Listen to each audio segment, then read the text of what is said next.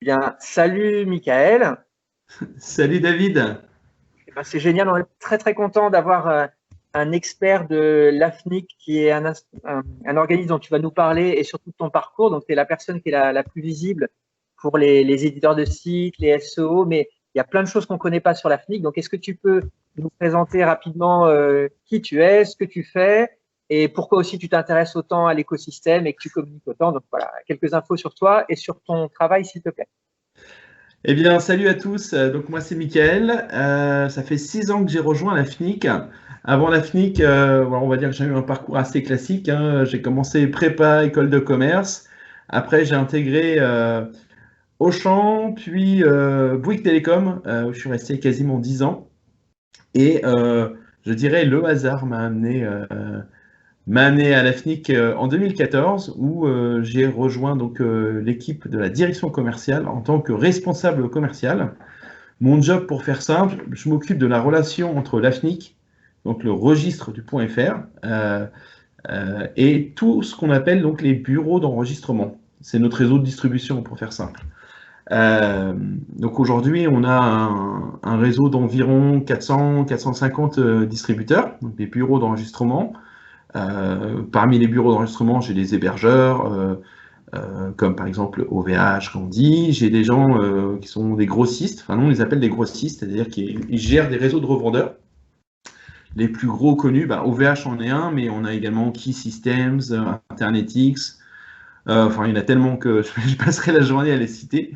J'ai également parmi mes clients des agences de com, j'ai des cabinets d'avocats, j'ai des experts en propriété intellectuelle, en protection de marque. Je pense à CSC, Safe Brands, Nameshield, par exemple. Et j'ai également des investisseurs. Moi, je les appelle comme ça. Enfin, dans l'industrie, les noms de domaine, on les appelle comme ça, les domain investors, dans lesquels on mélange, peut-être à tort, j'en sais rien, mais donc les drop catchers qui vont venir récupérer les noms pour le SEO, mais également les domaineurs qui sont des purs investisseurs et qui cherchent des pépites à revendre plus cher. Voilà, quand je te parlais de domain investors, c'est le terme qui est utilisé par le Center. Donc, le Center, c'est l'association qui regroupe, on va dire, tous les registres européens. Voilà, c'est une association où je suis élu depuis 3 ans en tant que Vice Chair du groupe de travail admin. Donc, en gros, tous ceux qui sont en relation avec les registrars, je co-organise avec le chair allemand donc les réunions et on parle de relations avec les registrars, nouvelles opérations, nouveaux produits, etc., etc. Voilà. Je ne sais pas si j'ai bien expliqué la FNIC, mais juste quelques points intéressants. On est basé dans les Yvelines, Saint-Quentin-en-Yvelines, donc on est français en France. On a été créé il y a 25 ans environ par l'INRIA. Donc on est une spin-off de l'INRIA. On est une association à but non lucratif. Donc on n'a pas d'actionnaire. Et on s'est engagé vis-à-vis de l'État à reverser 90% de nos bénéfices à une fondation qui s'appelle la Fondation AFNIC. J'en reparlerai un petit peu plus tard, je pense. Et voilà, et nos serveurs sont basés en France uniquement. Voilà. Merci, là, j'ai tout compris. Est-ce qu'il y a quand même des particularités du point .fr? Par exemple, j'imagine que dans votre marge de manœuvre, vous avez décidé de faire des choix particuliers. Est-ce que c'est exactement pareil pour un éditeur de site de choisir un FR ou un com, ou alors il y a des choses qui sont propres à l'extension française, tu vois, en termes de prix, ou en termes de ce qui, je sais pas, du cycle de vie du nom de domaine, des choses comme ça. Alors, il y a plein de différences. Il y a plein de différences. Alors, tu parlais du prix. Déjà, nous, le prix, il est de 4,56 €. C'est-à-dire toute création, transfert, restore d'un domaine ou renouvellement d'un domaine, nous le facturons aux bureaux qui sont il y a option 1 et option 2, mais on va dire la plupart des bureaux d'enregistrement sont option 1. Nous le facturons 4,56 € par an. C'est ce qu'on facture au bureau d'enregistrement. Ensuite, lui, il est libre de vous appliquer le prix qu'il veut. Certains le font même gratuit parce qu'ils le package avec d'autres offres. mais d'autres peuvent le facturer. Je crois que j'ai vu même jusqu'à 120 € chez certains. Les prix sont libres, donc voilà. Le .com, si je raconte pas de bêtises, je crois qu'on est autour de 8-9 $ l'opération. Voilà, le .com, c'est géré par une société américaine qui est en Californie, qui s'appelle VeriSign, qui a d'autres activités de par ailleurs. C'est 140 millions de noms de domaines. Et le .fr, c'est 3 600 000, non, 3 500 000, bientôt 3 600 000 noms de domaines. En particularité, je dirais tout simplement, je vous ai dit tout à l'heure, donc on est une association à but non lucratif. Donc, on n'a pas d'actionnaire à rémunérer, on n'est pas coté en bourse. Et en fait, on reverse 90% de nos bénéfices. On pourrait se dire, ouais, ok, super. Et ben, 90% du bénéfice, ça représente 1,5 million par an qu'on reverse. Alors, sur les 4 dernières années, on a aidé 176 associations sur tout le territoire, même dans les dom-toms. Donc, quand j'achète un .fr pour mon site web, eh bien, je fais un acte citoyen parce que je contribue à cette redistribution. Et puis, au-delà de ça, j'interviens au Salon des entrepreneurs tous les ans, au Salon SME depuis maintenant 2014. Et souvent, j'ai des entrepreneurs qui me disent « Ouais, moi, je fais du commerce, je fais de l'international, donc c'est du .com. » Et je leur dis « Les gars, vous avez tout faux. Vous avez tout faux parce que vous mettez dans les baskets de l'entrepreneur. Quelle l'ambition, et c'est super d'avoir de l'ambition et de voir vendre à l'étranger, c'est top, foncez les gars. Maintenant, ce que je conseille, c'est plutôt de se mettre dans les baskets de son client. Alors souvent, quand je parle en plus aux pros du SEO, ils disent ouais, contenu, etc. Faut trouver du contenu qui va intéresser le visiteur et pas ça sert à rien de parler de son produit. Il vaut mieux parler des usages du produit, de quel problème ça résout. Ben, pour le nom de domaine, en fait, c'est la même question qu'il faut se poser. Le .fr, c'est ce que vont chercher les Français. Parce que .fr, vous pouvez dire tout ce que vous voulez, ça veut dire France, français, c'est l'extension nationale de la France. Et donc les Français, quand ils voient un site en .fr, eh ben, ils se sentent plus rassurés, ils ont plus confiance. Donc c'est que de la com, hein. De la com. C'est pas du com, c'est de la com.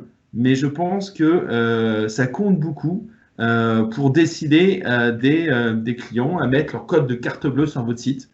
Et je pense que le .fr peut faire la différence. Notre conseil à la FNIC, c'est, on ne dit pas n'enregistrez pas le .com, non, les gars, on dit enregistrez le .com, le .fr, vous communiquez en France vers vos clients français avec le .fr, parce que c'est ce que recherchent vos clients. Vous faites une redirection du .com vers le .fr aussi pour vous protéger d'un point de vue juridique.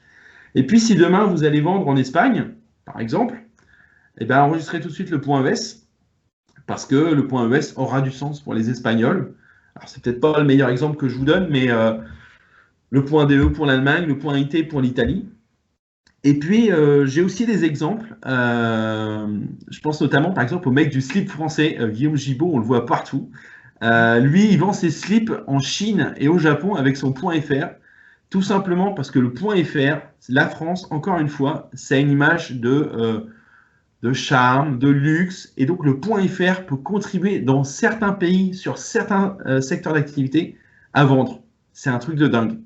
On parle des nouvelles extensions, mais le .fr a déjà tous ses atouts, en fait. C'est intéressant parce que nous, en tant qu'investisseur, puisque tu nous as gentiment appelé comme ça, ou domaineur, on s'appelle entre nous domaineurs, on s'intéresse aux extensions qui sont porteuses, et le .fr, justement, je dirais que jusque 2000, ça a été ouvert quand même en 2004, jusque 2010, ça n'a pas beaucoup bougé et on n'a pas vu vraiment de potentiel. Par contre, depuis, ça augmente énormément.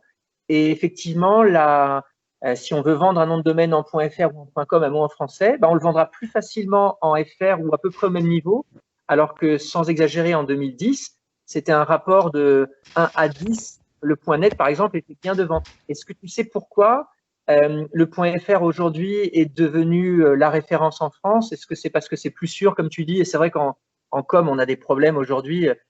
Ça fait 25 ans que je fais de l'Internet et j'ai quand même réussi à me faire arnaquer sur un .com avec un site de phishing. En .fr, c'est moins possible. Est-ce qu'il y a d'autres raisons que le .fr a la cote et que ça va faire peut-être comme l'Allemagne, les Pays-Bas, des pays où la norme, c'est l'extension locale?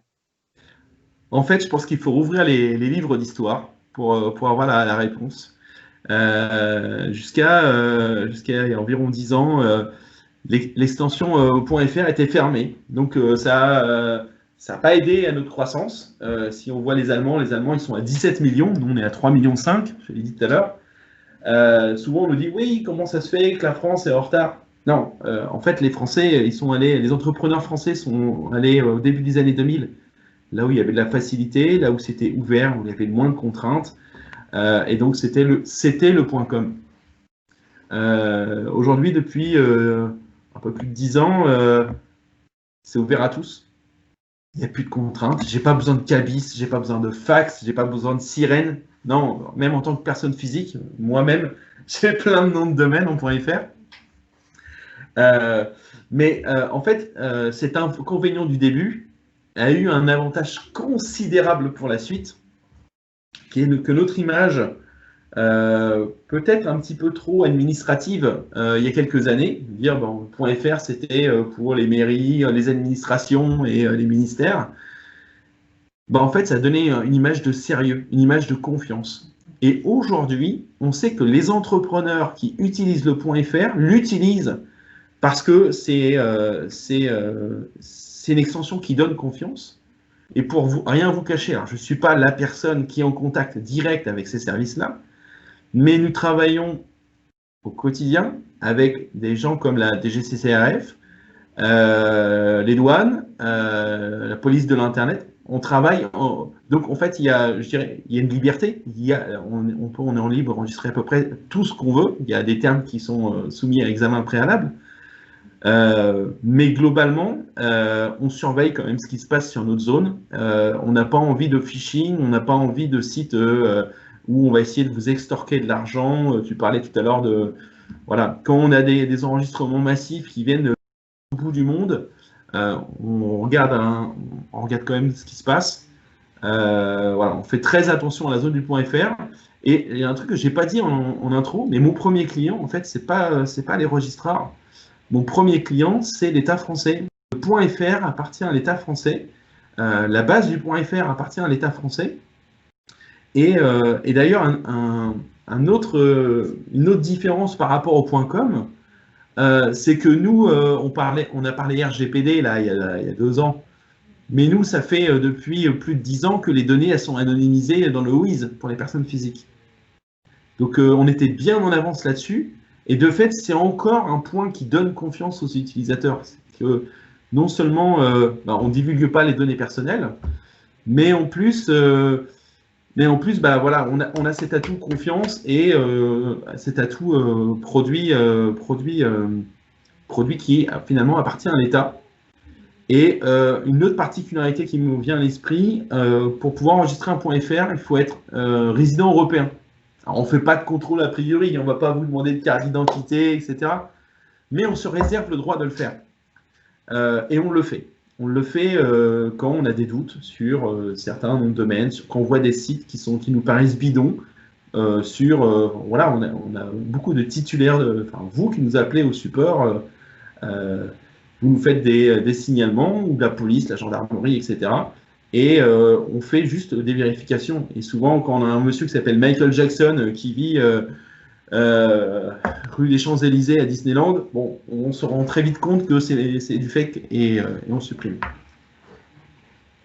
C'est vraiment un point intéressant parce que ça m'amène à la question suivante. Comme tu as expliqué qu'on a une confiance supérieure et des sites de qualité, eh bien, les référenceurs, ils ont bien compris que le .fr a beaucoup de valeur et qu'en général, les sites en .fr ont des liens de qualité, ce que les référenceurs valorisent énormément. Et le marché du Snap en FR, il est beaucoup plus important que par exemple, en Espagne où je vis. Et aujourd'hui, il y a énormément d'enjeux. Donc, j'aurais voulu te poser une question qui intéresse beaucoup les auditeurs.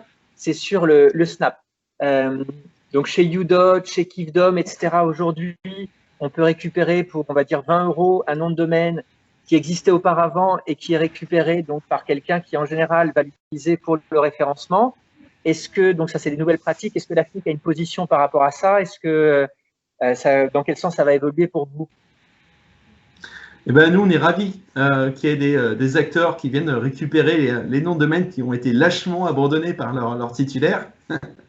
Hein, stop à l'abandon des noms de domaine, s'il vous plaît. Non, plus sérieusement, nous, on tolère cette activité. Elle nous permet de croître, de faire croître le .fr. Donc, merci. Maintenant, on est aussi soucieux de la qualité de ce qui est fait derrière et des droits des titulaires. Il arrive qu'on ait certains dossiers qui finissent en litige. Hein. Je pense notamment au Cirelli, qui est notre service de résolution des litiges. Et donc là, je renvoie peut-être ceux qui vont regarder la vidéo aux autres vidéos que tu as faites avec, je pense notamment Gaël, ou je crois que tu en as fait une aussi avec Jean-François. Et voilà, on snap pas tout et n'importe quoi. Hein. Si demain il y a Coca-Cola.fr par exemple qui se libère, soyez intelligents et ne le faites pas, quoi. Et encore une fois, dans ce que vous allez snapper, qu'est-ce que vous allez faire du site? Si c'est pour faire un site porno ou faire voilà, ça peut tout ce qui peut nuire à l'image de l'ancien titulaire est néfaste. Donc, protégez-vous, j'ai envie de vous dire. Ça ne sert à rien de snapper un nom plusieurs centaines ou milliers d'euros si derrière, derrière, vous allez perdre le nom ou ça va finir au tribunal, quoi. Donc, on tolère le snap. On a un produit qui s'appelle FR Rush, en fait, on loue des connexions EPP aux bureaux d'enregistrement qui font ce type d'activité. Maintenant, on est aussi très regardant ce qui est fait avec les noms. Est-ce qu'il y a une seule technique de snap ou il y en a plusieurs? Comment font les snappers par rapport à la récupération des domaines? Je crois que tu avais une image, tu sais, où on distingue snap et snipe, si je me souviens bien. Ouais, c'est une image que j'aime bien. Le snap, il faut imaginer que c'est un tapis de bombe qui s'abat. Donc, c'est celui qui va le plus bombarder ou mitrailler notre base. Donc, on a un système qui est robuste et qui est fait pour ça. Donc, on a appelé FR Rush. Également en allusion au système de DENIC, les Allemands qui ont un système qui est bien éprouvé. Et donc, ça consiste à balancer le maximum de create à la seconde pour être le premier à obtenir le nom, premier arrivé, premier servi. Et donc, on loue des connexions, et ce qui vous permet plus vous avez de connexions, plus vous pouvez théoriquement réduire le délai entre deux domaines create. Et le snipe, c'est une autre stratégie, on va dire un petit peu plus sioux, qui consiste, il faut vraiment imaginer le sniper isolé dans une forêt qui attend sa proie, qui est donc le nom de domaine, et donc il va passer son temps à regarder dans sa lentille, donc à checker, check, alors, domaine check, domaine check, domaine check, domaine check, et à partir du moment où il a le nom de domaine, il le voit libre, boum, il envoie son create, il envoie un seul create. Pourquoi on a ça sur le .fr? Et là, je le dis aussi à tous ceux qui voudraient se lancer dans le drop catching sur le .fr. On a un système de tokens, c'est-à-dire que vous avez 50 tokens par jour. Si votre sniper il tire 50 fois à côté dans la journée, ça peut arriver très vite. Ça peut arriver très, très, très, très vite. Eh bien, vous ne pouvez plus jouer pendant 24 heures. Pendant 24 heures, votre compte de bureau d'enregistrement est totalement bloqué. Vous ne pouvez plus faire de transfert, de suppression, de renouvellement, d'update. Vous êtes bloqué pendant 24 heures. On fait ça parce que sinon, en fait, les drop catchers pourraient bien bombarder notre système. Et le but, c'est que tout le monde puisse jouer, en fait. C'est ça.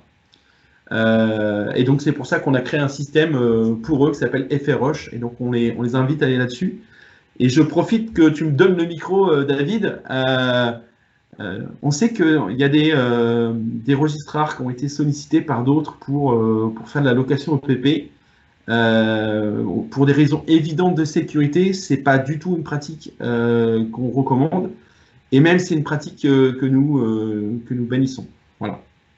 Donc, on peut faire du snap, mais le snipe qui consiste à utiliser les EPP des autres pour checker davantage les tokens, c'est quelque chose qui ne devrait pas passer. Non. Le snipe, vous pouvez le faire avec vos propres tokens, avec vos propres comptes. Voilà. Et c'est tout. À bon entendeur, parce qu'aujourd'hui, je ne sais pas si tu vois, il y a dans quelques heures l'enchère de Net Public là, qui termine, qui est déjà à 25 000 euros. Et bon, bah, c'est sûr que c'est des choses qui incitent énormément les gens qui ont envie de créer des bureaux d'enregistrement en se disant bah, là, je gagne 30% de 25 000 sans rien faire. Voilà, donc a priori, ce n'est pas une démarche que tu recommandes. N'allez pas là-dessus. N'allez pas là-dessus. Après, je vais vous donner une note positive quand même. Pour nous, le Snap, le drop catching, le domaining, c'est une excellente nouvelle pour mesurer la santé du .fr. Ça veut dire que nos noms de domaine, ils ont de la valeur. Et donc, c'est vraiment des bons actifs en fait, pour votre entreprise. Donc, si vous posez la question de quelle extension, bah, le .fr prend de la valeur, qu'on fait du bon job SEO, qu'on monte un site où il va y avoir du lien entrant, du contenu, qu'on va être bien référencé, ben, c'est potentiellement un actif qu'on peut même revendre plus tard, plutôt que de l'abandonner. C'est vraiment intéressant que tu dises ça. C'est exactement mon point de vue. Je ne suis pas sûr que ça soit partagé par tout le monde dans les hautes instances. Mais oui, aujourd'hui, on le voit, les Américains. Auparavant, le .fr, c'était qu'est-ce que c'est bizarre. Maintenant, ils commencent à s'intéresser. Ils viennent nous voir. Les Allemands, ils sont plus malins. Ils ont compris depuis longtemps. Mais il y a beaucoup de gens qui ont compris que le FR était une extension qui avait de la valeur. Et c'est aussi grâce au travail des éditeurs, des référenceurs. Absolument. Les domaineurs un peu moins, mais les domaineurs, c'est le thermomètre, quoi. Donc, oui, c'est un baromètre pour moi. Voilà, c'est ça. Bah, alors, donc c'est passionnant. Mais on va juste poser une dernière question sur l'AFNIC. Alors, il y a plein de choses. Tu as parlé de Cirelli. Moi, j'aime bien, par exemple, Open Data, FRLock. Est-ce qu'il y a d'autres choses qui sont des initiatives de ce que vous proposez comme service qui méritent d'être reconnues voilà, en quelques minutes, parce que sinon, on va recommander aux gens d'aller voir sur le site toutes les offres qui existent. Non, pour moi, il y a un truc qui est vraiment canon. Open Data, je pense qu'il est encore sous-exploité. C'est donc comme nos data ouvertes à tous. Tous les mois, vous pouvez, donc le 15 de chaque mois, vous avez accès aux data du mois précédent. Et là, vous avez accès où sont les titulaires, chez quel registraire. Alors, vous avez juste des chiffres, mais néanmoins, c'est extrêmement intéressant. Et FRLock, c'est un produit qu'on appelle de Registry-Lock, qui est adressé vraiment à toutes les marques. J'invite vraiment toutes les marques à verrouiller leur nom de domaine. En fait, on pose un verrou au niveau du registre. C'est-à-dire chez nous à la FNIC, non pas au niveau du bureau d'enregistrement, mais au niveau du registre. C'est un produit qui coûte un petit peu plus cher, mais il ne faut vraiment pas hésiter si vous êtes une marque à demander à votre registraire parce que voilà, imaginez combien coûterait à votre entreprise, je sais pas moi, 1 minute, 1 heure, une journée sans site internet. Pour ceux qui sont des pure players ou qui font vraiment que du business en ligne, ou beaucoup de business en ligne, mais également tous les médias, les banques ou toutes les activités type régalienne, il faut vraiment foncer dessus. Voilà, ça coûte. Enfin, alors échelle, ça coûte pas très cher. J'ai parlé Open Data, Cirelli, FRLock, la fondation, on en a déjà parlé un petit peu. Moi, je pense qu'on est pas mal. Autre chose qu'il faut savoir aussi sur l'AFNIC, on accompagne des marques, mais également des régions pour gérer leurs propres extensions. On accompagne donc directement la ville de Paris avec le point Paris. On accompagne techniquement le point BZH, le point ZAS, le point Corsica, le point OVH, le point SNCF. Je pense à tous ceux qui enregistrent leur billet de train sur oui.sncf et qui vont dans le train avec leur wifi.sncf. Bien, en fait, techniquement, le registre passe par nous. Voilà, il y en a d'autres. Je pense au point MMA, au point Leclerc, qui fonctionnent très bien. Et je pense qu'on peut se dire un vrai cocorico, puisque les Français sont plutôt leader sur le sujet en termes d'utilisation des noms de domaine, enfin des brands TLD, et on peut en être fier. Voilà, et donc on accompagne tous ceux qui ont ce type de projet. Voilà, je pense qu'on a fait un bon tour d'horizon, David. C'est bête parce qu'on est d'accord sur tout, mais je vais juste valider. C'est sûr qu'on fait beaucoup de storytelling dans l'Internet et on dit qu'on est les meilleurs, par exemple pour les startups, mais si on regarde, si je demande dans ma rue ici, personne ne connaît nos startups françaises. Mais par contre, pour être objectif, le FR, ou en tout cas ce qu'on fait dans les noms de domaine en France, je pense que c'est une référence mondiale. Donc bravo à la FNIC. Merci. Pareil, les référenceurs ne sont pas très très connus, mais tu vois le niveau qu'ils ont en France, c'est parmi les meilleurs au monde. Donc des fois, on a des cocoricots à faire. Et oui, effectivement, pour les noms de domaine, de mon point de vue, je crois qu'il y a un travail à à récompenser. Donc, bravo l'AFNIC. Merci beaucoup, Michael, de toutes ces infos. C'était génial. Et puis, donc, peut-être à bientôt et bonne chance pour la sortie de quelque chose dont tu nous parleras, je crois, une autre Bientôt. fois. Merci beaucoup, David. Salut à toute la communauté ICO et à très bientôt. Michael, merci.